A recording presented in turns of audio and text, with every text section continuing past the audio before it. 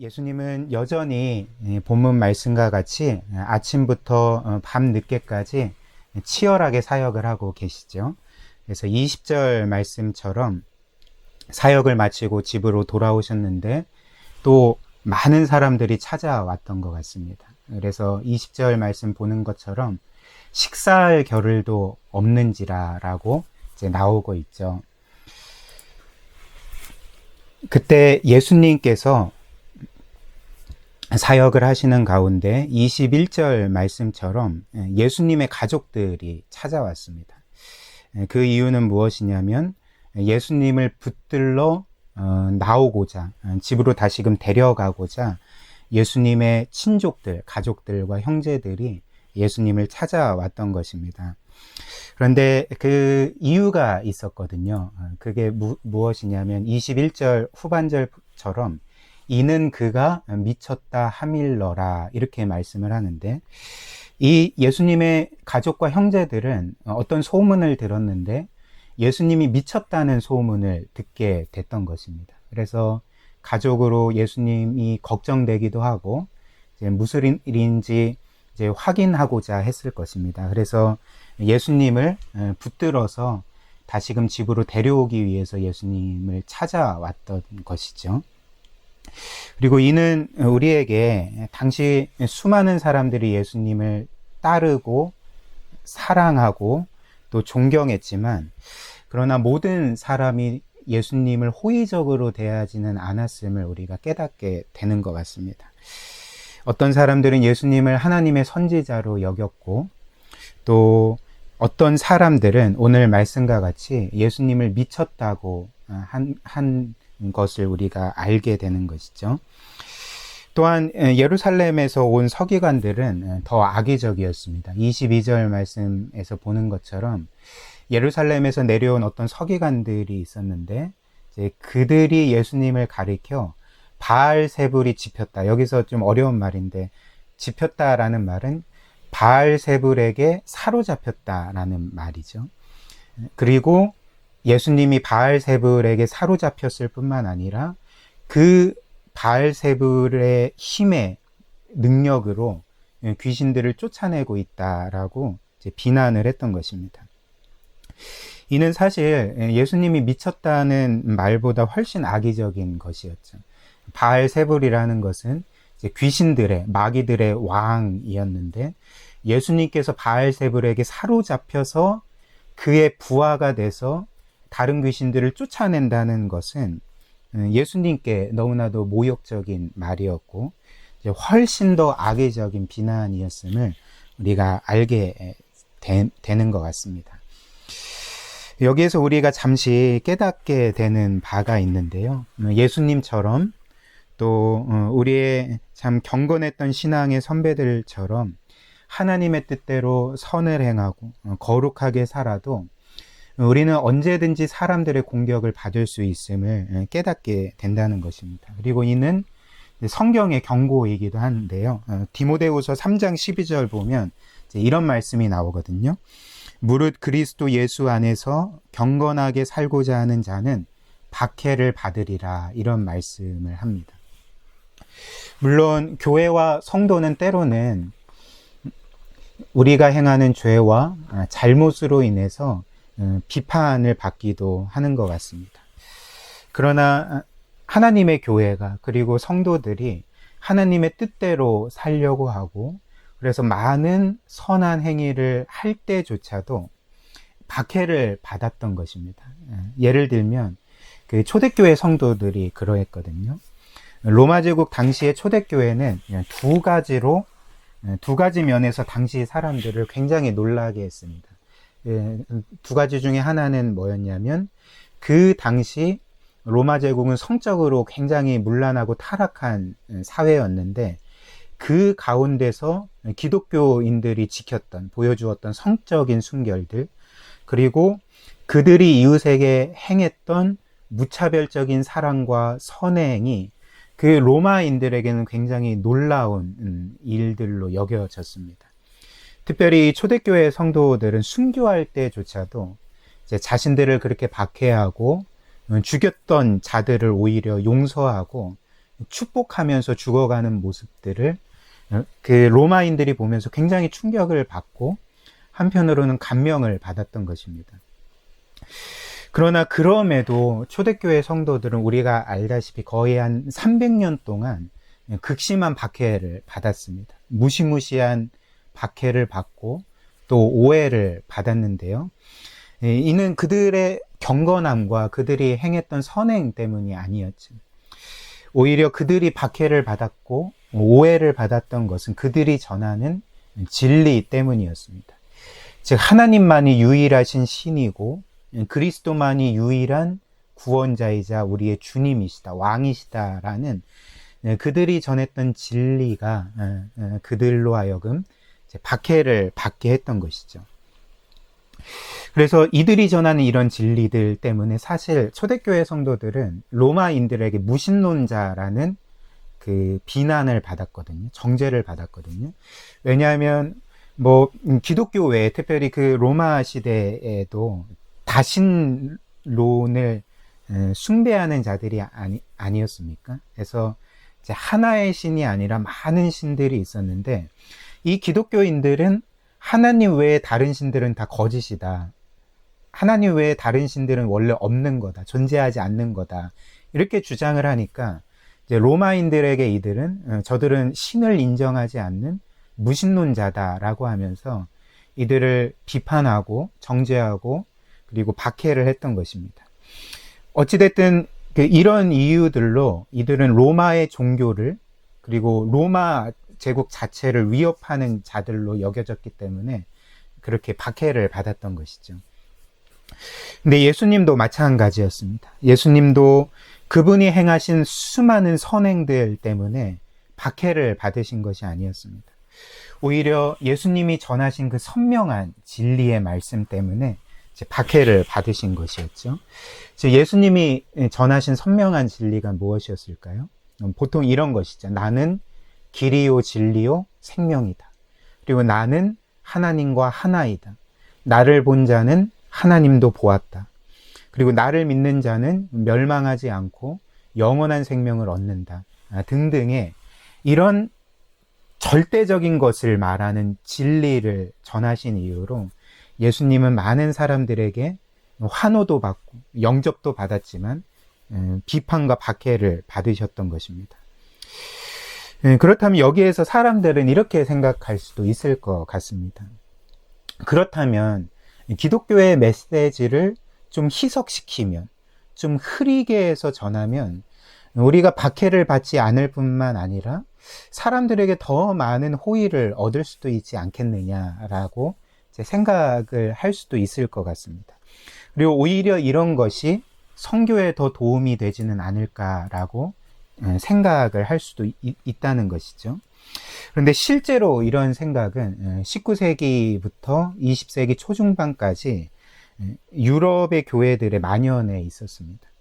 우리가 알다시피 19세기부터 과학이 폭발적으로 발전하는 가운데 사람들은 서서히 초자연적인 것들을 믿지 않기 시작했습니다. 그리고 그들은 초자연적인 것들로 가득한 이 성경이 진리이거나 하나님의 말씀이라는 것을 믿지 않기 시작했던 것이죠. 그래서 그 당시에 많은 사람들이 성경을 믿는 것, 성경을 하나님의 말씀으로 믿는 것은 지성인에 어울리지 않는 거야.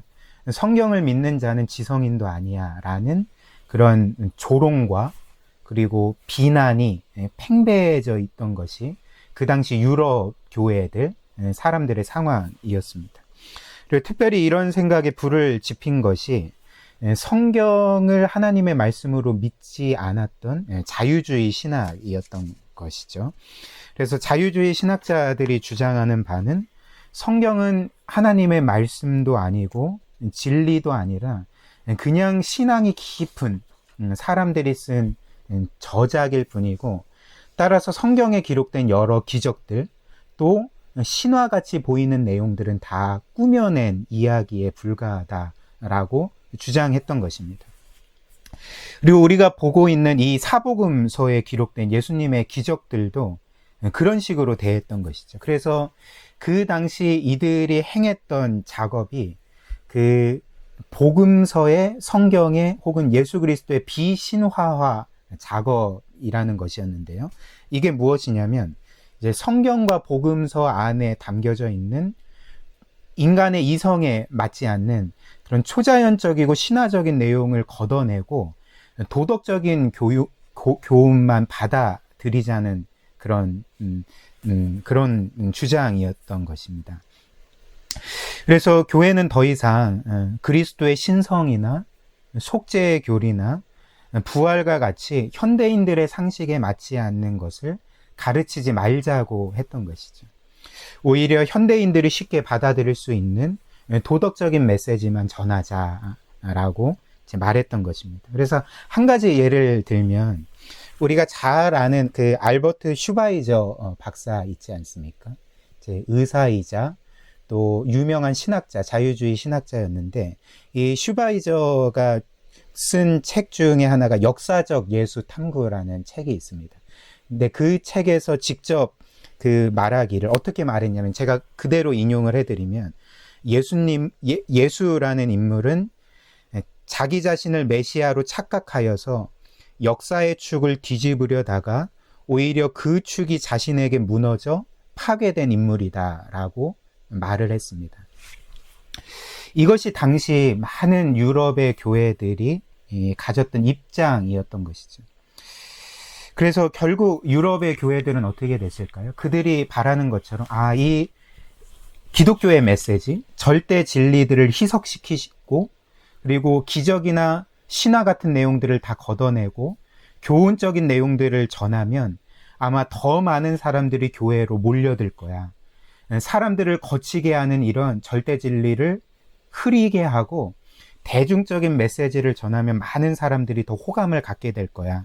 이렇게 생각을 했는데 결국 유럽의 교회들은 어떻게 되었을까요? 이제 몰락하게 되었죠. 성도수가 급감하게 되었고 과거 수백 년 동안 지속되었던 교회들이 이제 유지를 못하게 되자 어떤 교회는 이슬람 사원으로 또 어떤 교회는 술집으로 수많은 교회들이 이렇게 팔려나가게 되었습니다. 그리고 유럽은 과거에 우리나라를 포함해서 세계를 선교하던 나라들에서 이제는 역으로 선교를 받는 나라가 되었던 것이죠. 그러나 우리가 기억해야 될 것이 있는데요. 그럼에도 불구하고 모든 교회가 이렇게 성경의 권위를 부정하고 진리를 희석시킬 때에 놀랍게도 성경이 하나님의 말씀이라는 것을 끝까지 붙들고 타협 없이 그 말씀과 복음을 전했던 교회들은 무너지지 않았다는 것입니다. 여전히 그런 교회들을 통해서 많은 영혼들이 살아나게 되고 구원받게 되고 영적으로 성장하게 되었던 것이죠. 이는 무엇을 보여줄까요? 우리가 사람들의 호의를 얻기 위해서 성경의 권위를 버리거나 그리고 진리에 대해 세상과 타협하거나 혹은 그 메시지를 희석시킬 때 오히려 교회는 강해지는 것이 아니라 그 능력을 잃어버리게 된다는 것을 우리가 깨닫게 되는 것 같습니다. 그래서 70년 전에 우리가 잘 아는 마틴 로이드 존스 목사님께서 다음과 같이 연설을 하신 적이 있는데요. 제가 그대로 인용을 해드리면 이런 내용으로 연설을 하셨습니다. 제가 읽어드릴게요. 오늘날 교회의 상태가 왜 이런지 제대로 진단해내는 단 한 가지 설명은 교회 자체의 배교입니다. 19세기에 생겨난 고등 비평 운동, 이것은 자유주의 신학을 가리킵니다. 이 자유주의 신학의 치명적인 파괴성은 교회에 심각한 손상을 입혔습니다. 그런 문제를 면밀하게 살피는 사람이라면 마음속에 한 가지 본질적인 질문이 떠올라야 합니다. 바로 무엇이 교회의 권위를 빼앗아 가는가라는 질문입니다. 교회가 전하는 메시지의 확실성이 훼손되었습니다. 이것이 바로 교회가 대중에게 지지를 잃은 이유입니다. 그것이 바로 교회의 현 상태에 대한 진짜 원인입니다. 라고 연설을 하신 적이 있습니다. 이는 로이드 존스 목사님이 1954년도에 했던 연설인데요.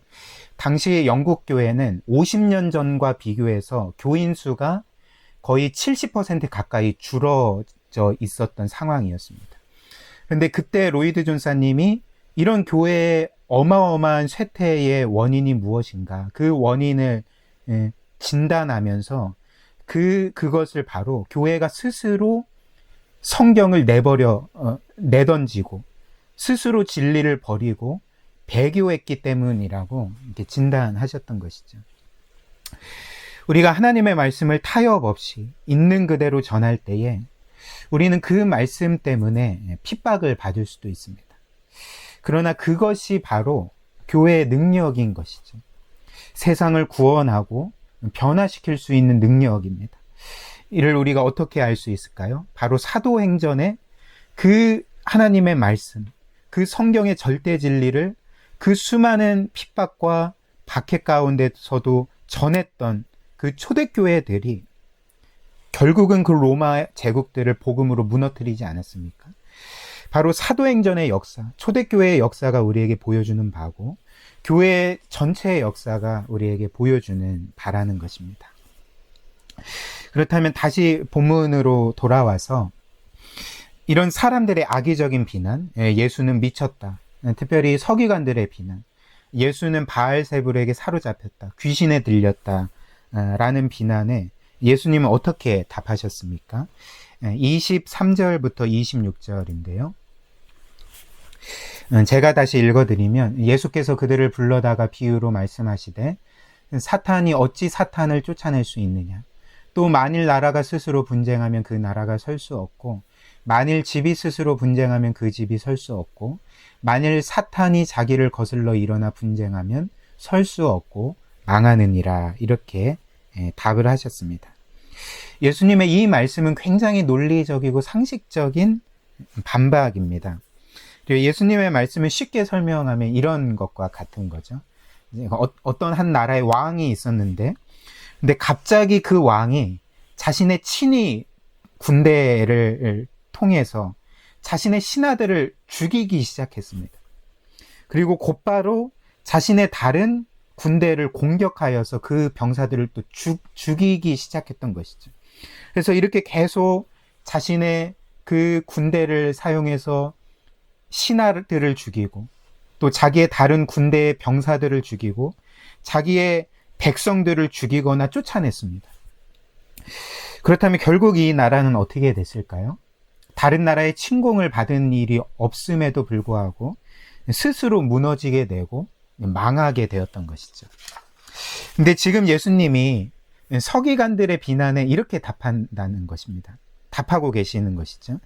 그래서 그들이 말하기를 예수님이 바알세불에게 사로잡혀서 귀신을 쫓아낸다라고 주장하고 있는데, 그런 주장이 바로 이와 같다는 것이죠. 그래서 결국 바알세불은 예수님을 사로잡아서 그분을 사용하여서 자기 편인 귀신들을 쫓아내고 있는 것인데, 이는 논리적으로 말이 안 되는 그런 주장이라는 것이라고 예수님이 말씀하고 있는 것입니다. 그래서 그러면서 예수님이 하신 말씀이 이제 27절 말씀인데요. 우리 27절을 함께 읽어볼까요? 시작. 사람이 먼저 강한 자를 결박하지 않고는 그 강한 자의 집에 들어가 세간을 강탈하지 못하리니 결박한 후에야 그 집을 강탈하리라, 이렇게 말씀하셨습니다. 당시에 큰 부자나 권력자에게는 개인 소유의 작은 군대가 있었다고 합니다. 따라서 그런 권력자나 큰 부자의 집을 강탈하기 위해서 반드시 해야 될 일이 있었는데, 그것은 바로 먼저 그 집에 군대를, 병사들을 제압하는 일이었죠. 그래서 그들을 공격해서 제압하고 결박을 해야 됐고, 그 집 주인을 결박해야지만 그 집을 강탈할 수가 있었던 것입니다. 근데 예수님이 바로 이런 이야기를 지금 하고 계시는 것이죠. 그렇다면 예수님이 왜 이런 이야기를 하시는 것일까요?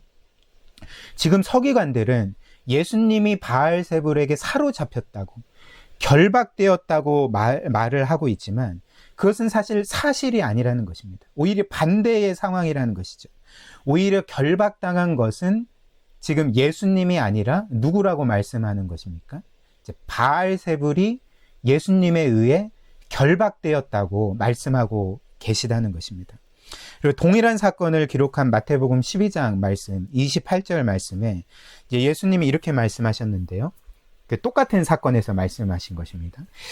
내가 하나님의 성령을 힘입어 귀신을 쫓아내는 것이면 하나님의 나라가 이미 너희에게 임하였느니라, 이렇게 말씀하셨습니다. 지금 예수님께서 이 세상에 오시면서 하나님의 나라가 임하고, 즉 하나님의 통치가 임했는데, 그로 인해서 사단과 귀신들의 세력이 결박당했다는 것을 말씀하는 것이죠.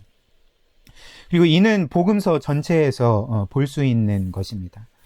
예수님은 사람들을 사로잡고 그렇게 비참한 삶을 살아가게 만들었던 수많은 귀신들을 쫓아내 주셨죠. 그런데 예수님은 사실 그 귀신들을 쫓아낼 때에 이 귀신들과 치고받고 싸우신 것이 아닙니다. 어떻게 하셨죠? 단지 더러운 귀신아 나가거라 라고 말씀만 하셨는데도 불구하고 이제 수많은 귀신들이 다 쫓겨나게 되었던 것이죠. 그리고 때로는 귀신들이 먼저 예수님을 알아보고 그분의 발 앞에 엎드려서 굴복했고, 심지어 우리가 잘 아는 그 군대 귀신 이야기, 수많은 군대와 같은 귀신이 한 사람을 사로잡고 있었던 그 이야기에서도 본 것처럼 예수님이 그 군대 귀신에게 나아가자 그 군대 귀신이 먼저 두려워 떨면서 우리를 제발 지옥에 무저갱에 내던져 주지 말아 주십시오라고 간청을 했던 적도 있습니다. 이는 무엇을 보여줄까요? 예수님이 이미 그 모든 악한 영들, 귀신들을 결박하셨다는 것을 보여주는 것이고, 심지어 그 모든 귀신들을 단번에 지옥의 무저갱에 던져버리실 수 있는 권세를 예수님이 가지고 계셨음을 우리가 깨닫게 되지 않습니까? 그래서 예수님은 이렇게 수많은 불쌍한 사람들을 사로잡고 있었던 악한 영들에게서 그들을 구원해 주시고 그들을 쫓아내 주셨던 것입니다. 그런데 우리가 여기에서 한 가지 기억해야 될 것은, 이렇게 사탄과 악한 영들을 결박하셨던 예수님께서 어느 한 순간에 그들에게 결박당하신 것과 같은 모습을 보이셨을 때가 있었다는 것이죠. 그때가 언제였을까요? 예수님께서 악한 자들에게 사로잡히시고 결박당하시고 결국 십자가에서 못 박혀 죽임을 당하셨던 때입니다. 당시 우리가 그 내용을 살펴보면 예수님은 가롯 유다에 의해서 악한 자들에게 결박당해 넘겨지시지 않았습니까? 근데 성경이 말하는 바는 사단이 가롯 유다를 조종해서 예수님을 팔아넘긴 것으로 말씀하고 있습니다. 그래서 요한복음 13장 2절을 보면 이런 말씀을 합니다. 마귀가 벌써 시몬의 아들 가롯 유다의 마음에 예수를 팔려는 생각을 넣었더라, 이렇게 말씀하고, 또 누가복음 22장 3절 말씀은 12 중에 하나인 가롯이니라 부르는 유다에게 사탄이 들어가니라고 말씀합니다. 즉 사탄이 그 가롯 유다에게 예수를 팔 생각을 넣고, 심지어 그 사탄이 가롯 유다 속으로 들어가서 그 예수님을 배반하고 악한 자들에게 결박당해 그렇게 십자가에 죽임을 당하도록 내어 주었다는 것입니다. 그리고 예수님은 동일하게 이런 사탄의 권세 아래에 있던 악한 자들에 의해서 그렇게 처참하게 죽임을 당하셨던 것이죠. 사실 우리가 본 것처럼 예수님은 마음만 먹으면 모든 악한 영을 지옥에 던져 버리실 수 있는 권세를 가지고 계셨습니다. 그리고 가룟 유다에게 들어간 사탄 또한 능히 물리칠 수 있으셨습니다. 그러나 예수님은 그렇게 하지 않으셨고 오히려 마지막에 사단에게 패배하신 것처럼, 결박당하신 것처럼 보이셨던 것이죠. 그러나 이는 사탄이 예수님을 이긴 것이 아닙니다. 예수님은 능히 사탄과 악한 영들을 이기실 수 있었지만 우리를 위해 잠시 그분 자신을 사단의 손에 내어주셨고, 그리고 예수님은 스스로 사단에게 결박을 당하셨던 것입니다. 이는 무엇 때문이었죠? 바로 우리를 구원하시기 위해서, 우리를 위해 죽으시기 위해서, 우리의 모든 죄값을 치르시기 위해서 예수님은 스스로 악한 자들에게 결박당하시고 십자가에서 죽으시고, 그래서 잠시 악한 영들에 의해서 패배당하신 것처럼 보이셨지만 결국 그를 통해서 죄와 사망의 권세를 깨뜨리시고 다시금 살아나심으로써 오히려 결박당한 우리를 자유하게 하시고 우리를 구원하신 것이 바로 예수님이 우리를 위해 행하신 구원의 이름을 우리가 깨닫게 되는 것입니다. 그 다음 예수님은 이 서기관들이 지은 죄가 얼마나 심각했는지를 이제 다음과 같이 말씀하셨는데요. 28절부터 30절 말씀입니다. 이 말씀도 우리 한번 같이 읽어볼까요? 시작. 내가 진실로 너희에게 이르노니 사람의 모든 죄와 모든 모독하는 일은 사하심을 얻되 누구든지 성령을 모독하는 자는 영원히 사하심을 얻지 못하고 영원한 죄가 되느니라 하시니 이는 그들이 말하기를 더러운 귀신이 들렸다 함이러라. 이렇게 말씀하셨습니다. 지금 예수님은 이들의 죄를 어떤 죄라고 말씀하십니까? 성령을 모독한 죄. 그래서 영원히 사하심을 얻지 못하는 죄라고 말씀하셨습니다. 그러나 우리가 이 예수님의 말씀을 통해 먼저 맞닥뜨리게 되는 것은 이 서기관들의 죄가 아니라 지금 예수님은 이런 말씀을 하시는 것이죠. 28절의 말씀과 같이 내가 진실로 너희에게 이르노니 사람의 모든 죄는 그리고 모든 모독하는 일은 용서받을 수 있다라고 말씀하고 있다는 것입니다. 여기에서 예수님이 말씀하시는 모든 죄는 무엇을 가리킵니까? 우리의 행동으로 짓는 모든 죄, 우리가 말로 짓는 모든 죄, 우리의 생각과 마음으로 짓는 모든 죄가 말 그대로 예수님이 지금 말씀하고 있는 용서받을 수 있는 모든 죄라는 것이죠. 또한 이는 십계명에 기록된 모든 죄이기도 하죠. 하나님 외에 다른 신들을 섬겼던 죄, 또 우상을 숭배했던 죄, 또 하나님의 이름을 망령되이 일컬었던 죄, 안식일을 어겼던 죄, 부모를 거역했던 죄, 살인했던 죄, 간음했던 죄, 도둑질한 죄, 거짓 증언한 죄, 이웃의 것들을 탐냈던 죄 등 이 모든 죄들이 용서받을 수 있다라고 선언하고 계시는 것이죠.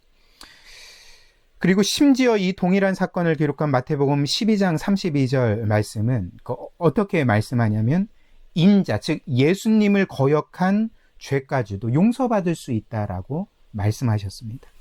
즉 사도 바울과 같이 그리스도를 거역하고 교회를 핍박하는 죄까지도 용서받을 수 있다라고 지금 선언해주고 계시는 것이죠. 그리고 그 외에 우리가 생각할 수 있는 그 모든 죄가 용서받을 수 있음을 예수님이 우리에게 선언해주고 계시는 것입니다. 물론 이런 엄청난 용서의 약속은 사실 우리에게 잘 체감되지 않을 수도 있을 것 같습니다. 잘 믿겨지지 않을 수도 있을 것 같습니다. 왜냐하면 말 그대로 이렇게 모든 죄가 용서받는다는 것이 너무나도 엄청난 약속이기 때문에 그런 것이죠. 그래서 어쩌면 우리는 우리 마음속으로 이런 반문을 할 수 있지 않겠습니까? 살인자도 용서받을 수 있다고? 심지어 심각한 성범죄자도 용서받을 수 있다고? 수많은 사람들에게 엄청난 피해를 입힌 사기꾼도 용서받을 수 있다고? 수많은 사람들을 학살한 그 학살한 자도 용서받을 수 있다고? 심지어 사도 바울과 같이 교회를 핍박한 자도 용서받을 수 있다고? 라는 그런 반문을 할 수도 있지 않겠습니까? 그러나 오늘 예수님이 하시는 말씀이 무엇일까요? 이런 자들도 용서받을 수 있다는 것이죠. 왜 그렇습니까? 그리스도께서 우리를 위해 자신의 생명을 내어주셨기 때문에, 자신의 무한한 생명을 내어주심으로 말 그대로 무한한 효과가 있는 완전하고 영원한 속죄를 행하셨기 때문에 이 모든 죄가 용서받을 수 있다라고 선언하고 계시는 것이죠. 따라서 그리스도의 십자가가 용서 못할 죄는 없습니다. 해결하지 못할 죄는 없습니다. 깨끗하게 씻지 못할 죄는 없다는 것이죠. 오히려 누구든지 이 그리스도를 믿고 그분을 자신의 구원자로 영접하면 오늘 약속하시는 것처럼 우리의 모든 죄가 이 세상 사람들의 모든 죄가 용서받게 되는 것입니다. 그렇다면 이어서 예수님이 29절에 하신 말씀, 그럼에도 성령을 모독하는 죄는 영원히 사하심을 얻지 못한다. 이 죄는 그러면 어떤 죄를 가리키는가 라고 우리가 질문하게 되는 것입니다. 역사상 교회 안에서 이 본문의 성령 모독죄에 대한 많은 논의들이 있었습니다. 도대체 이 죄가 어떤 죄길래 영원히 용서받지 못하는 죄인가라는 그런 논의들이 있었던 것이죠. 그리고 또 교회 역사상 이 말씀, 성령 모독죄에 대한 말씀은 많은 사람들을 두려워하게 만들었거든요. 그래서 이 말씀을 접하는 사람들은 거의 대부분 이런 생각을 해본 적이 있었을 것입니다. 내가 혹시 성령을 모독한 죄를 짓지는 않았을까? 혹시나 내가 이렇게 영원히 용서받지 못할 죄를 짓지는 않았을까라는 두려움인 것이죠. 저도 그랬습니다. 저도 성경을 제대로 알지 못할 때는 큰 죄를 지을 때가 있지 않습니까? 그럴 때마다 이런 좀 두려움들을 갖게 되는 거죠. 혹시나 내가 성령을 모독하는 죄를 짓지는 않았을까? 그래서 내가 혹시나 영원히 용서받지는 못할까라는 두려움에 빠진 때가 여럿 있었습니다. 혹시 여러분들은 어떠하십니까? 지금 다 음소거가 돼서 뭐 답을 하실 수는 없겠지만 아마도 제가 생각할 때 좀 지금 이제 표정들을 보니까 아마 저와 같은 두려움을 가지신 적이 있으셨던 것 같아요. 권사님도 고개를 끄덕 하시고 또 박유미 집사님도 고개를 끄덕끄덕 하셨는데 아마 이런 두려움들이 다 있었을 것 같습니다. 그렇다면 예수님께서 말씀하시는 이 성령 모독죄는 정확히 어떤 죄를 가리키는가라는 것이죠. 우리는 이 죄의 정확한 의미를 알기 위해서 무엇보다 이제 본문 안에서 그 의미를 찾아야 됩니다. 그리고 이제 어떤 그 성경의 한 구절이 이해가 되지 않을 때 이제 가장 기본적인 성경 해석의 원리는 그 의미를 그 본문 안에서, 특별히 본문의 맥락 안에서 찾는 것이고요. 그렇게 해서도 찾아지지 않으면 더 넓은 맥락에서 그 하나의 본문의 의미를 찾는 것이 성경 해석의 가장 기본적인 원리입니다. 그렇다면 우리가 이 본문 안에서 답을 찾으면 그 답은 사실 쉽게 나옵니다. 예수님은 29절에서 서기관들의 죄가 이렇게 성령 모독죄임을 밝히시고 이제 곧바로 30절에 다음과 같이 말씀하시는 거죠. 30절 말씀 한번 다시 읽어볼까요? 시작. 이는 그들이 말하기를 더러운 귀신이 들렸다 함이러라. 이렇게 말씀을 하시죠. 이 30절 말씀이 어떤 말씀입니까? 지금 서기관들이 예수님께 당신은 귀신 들렸다.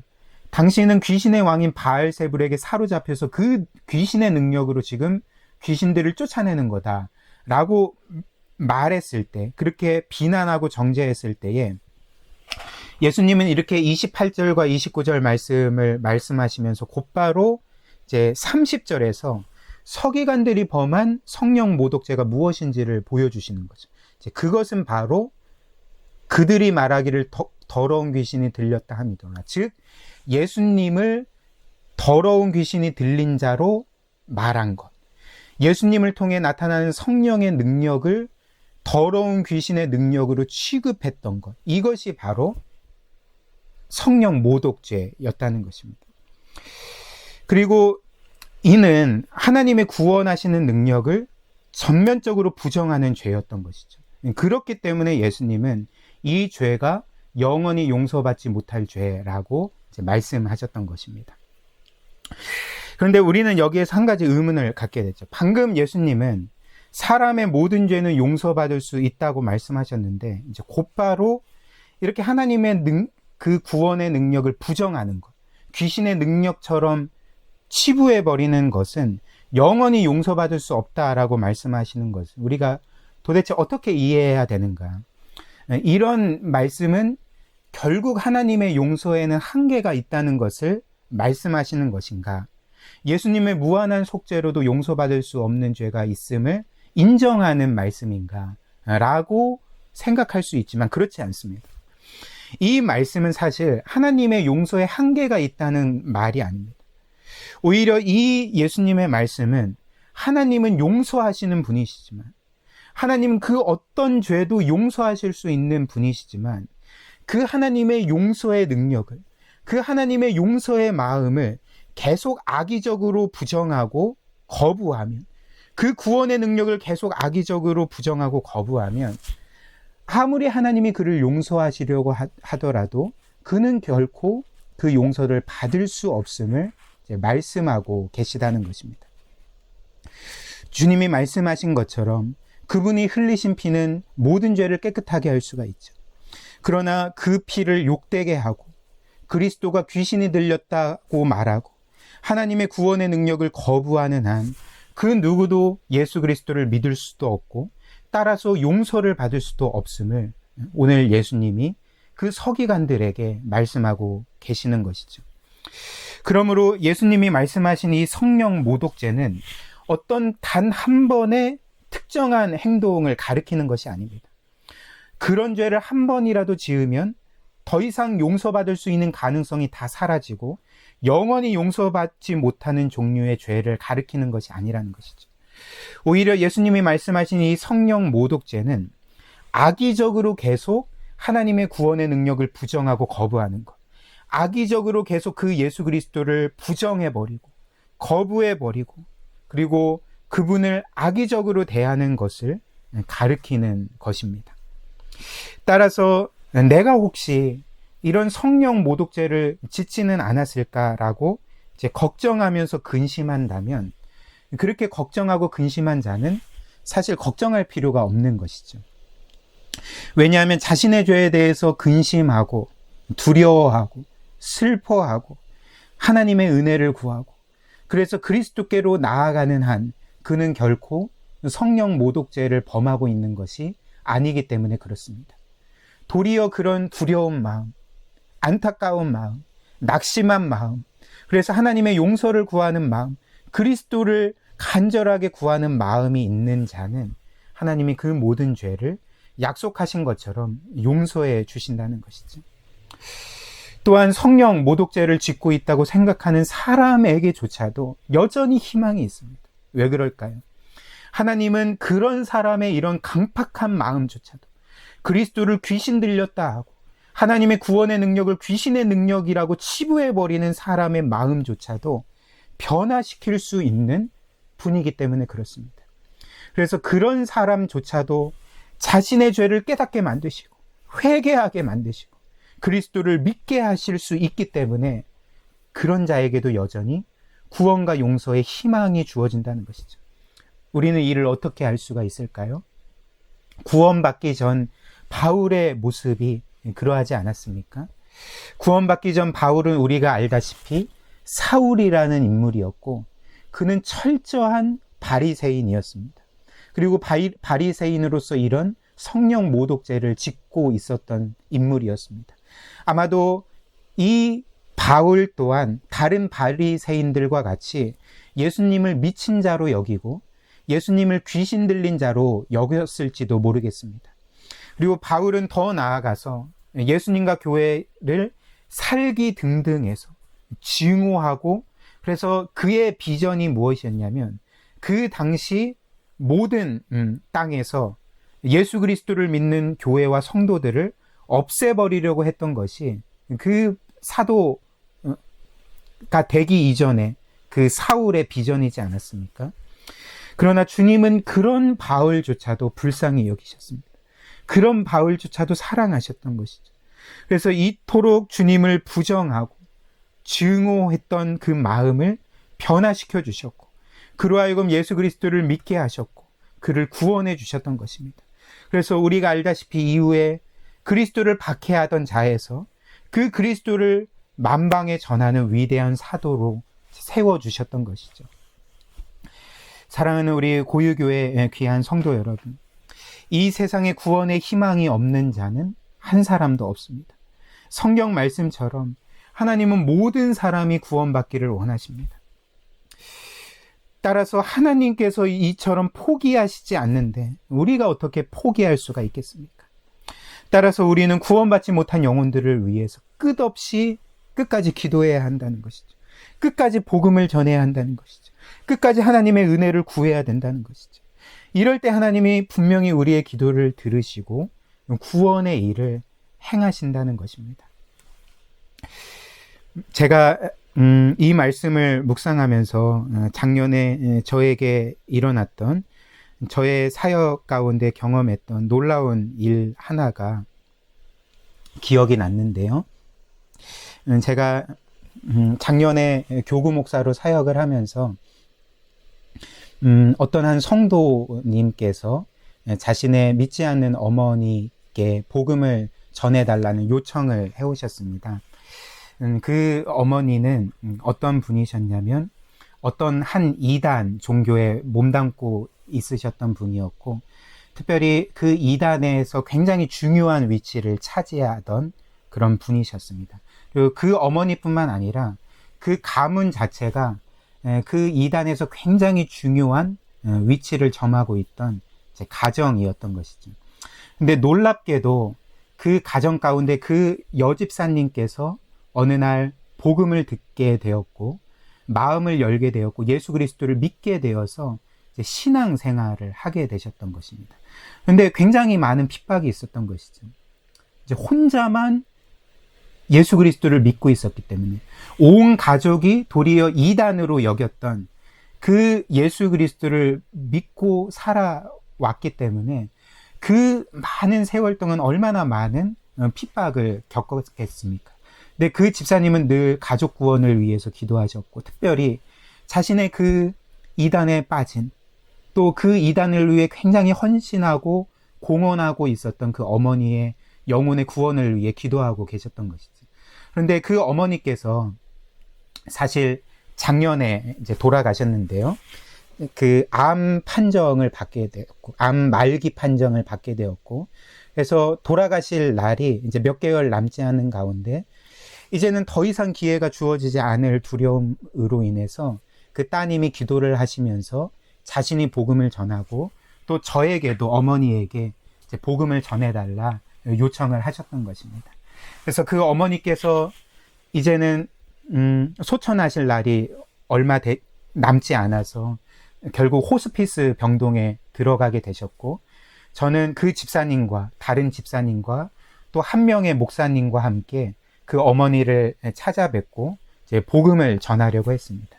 처음에 그 어머니를 찾아뵀을 때 여러 대화를 나누고 최대한 그 어머니가 복음을 받아들이기에 좀 그 부드러운 마음을 갖게 하고자 여러 대화를 하고 그 어머니를 칭찬도 해드리고 좀 마음의 안정을 갖도록 이렇게 대화를 이어갔습니다. 그리고 나서 이제 제가 입을 열어 예수 그리스도에 대해서 전하려고 했는데, 예수 그리스도를 전하려고 하는 그 순간에 그 어머니의 낯빛이 확 바뀌어서 굉장히 저를 적대적으로 대하시는 거예요. 그래서 결국은 그러면 어머니, 제가 이 구원의 메시지 복음을 전하지 않고 어머니가 지금 많이 아프신데 어머니를 위해 마지막으로 좀 기도만 해드리고 가면 어떻겠냐고 이렇게 요청을 해드려서 마지못해 이제 기도를 받으셨는데, 기도를 받으시는 중에서도 그 언짢음, 그 뭔가 말로 표현할 수 없는 적대감들이 많이 느껴졌었습니다. 그래서 참 아픈 마음으로, 씁쓸한 마음으로 그 병원에서 나오게 되었고, 저는 그 이후에도 계속 그 어머니를 위해서 기도했는데요. 근데 놀라운 일이 일어났습니다. 그 어머니께서 소천하시기 전날에 그 따님이 이제 작정을 하고 정말 뭐 금식하며 기도하면서 이제는 마지막이다, 이 어머니를 구원할 마지막 기회다라고 하면서 그 어머니의 마지막을 함께 지키면서 계속 복음을 전하기 시작했습니다. 계속 그 어머니를 위해 기도해 드리고 복음을 전하기 시작했는데, 그 어머니가 계속 완강히 거부하고 그런 얘기 할 거면 썩 나가라 라고 하면서 화도 내시고 그랬는데, 새벽쯤에 놀랍게도 그 어머니께서 마음이 열어지시고 마음이 누그러진 상태에서 그 따님의 들려주는 복음의 귀를 기울이게 되었고, 결국에는 예수 그리스도를 자신의 구원자로 영접하고 그 가운데 주님의 품에 안기게 되셨던 것이죠. 그리고 또 놀라운 게 있는데, 그 이단에서 그 어머니가 돌아가시 상황이 되었다, 이제 시간이 얼마 안 남았다라는 소식을 듣고 그 이단에서 많은 사람들이 마지막 그 어머니의 임종을 보려고, 그리고 그 어머니를 위해 기도해 주려고 이렇게 왔던 거예요.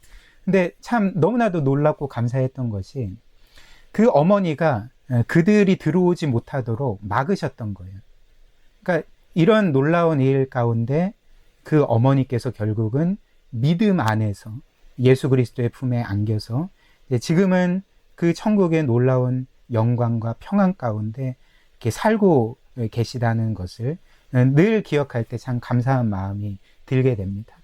사랑하는 성도 여러분, 이렇게 평생 동안 예수 그리스도를 거부하고 부정한 자라 할지라도, 그게 악의적으로 하나님의 진리를 대하고 그리스도를 대하고 교회를 대한 자일지라도, 정말 이 성도들의 기도를 통하여서, 그리고 그 성도들의 복음을 전하는 그 모든 선포를 통하여서 한 영혼이 구원받을 수 있다는 것을 우리가 보게 되지 않습니까? 이 세상에서 정말 구원의 희망이 전혀 주어지지 않는 자는 한 사람도 없습니다. 오늘 말씀과 같이 이런 성령 모독죄를 짓는 사람이라 할지라도 우리가 끝까지 그 영혼을 붙들고 기도한다면, 또한 그 영혼을 끝까지 사랑하시고 포기하시지 않는 하나님이 역사하신다면 그 누구도 구원받을 수가 있다는 것입니다. 이런 일들이 우리의 사랑하는 믿지 않는 가족들 가운데, 우리의 이웃들 가운데, 우리의 사랑하는 친구들 가운데, 그리고 우리가 만나는 수많은 사람들 가운데 끊임없이 이루어지기를 원합니다. 그래서 정말 우리에게 주신 이 복음 전할 사명, 영혼을 구원한 사명들을 신실하게 감당하여서 주님께 영광을 돌리고 많은 사람들에게 최고의 무한한 선물을 전해주는 우리 고유교회와 모든 성도님들 되시기를 주님의 이름으로 축복합니다.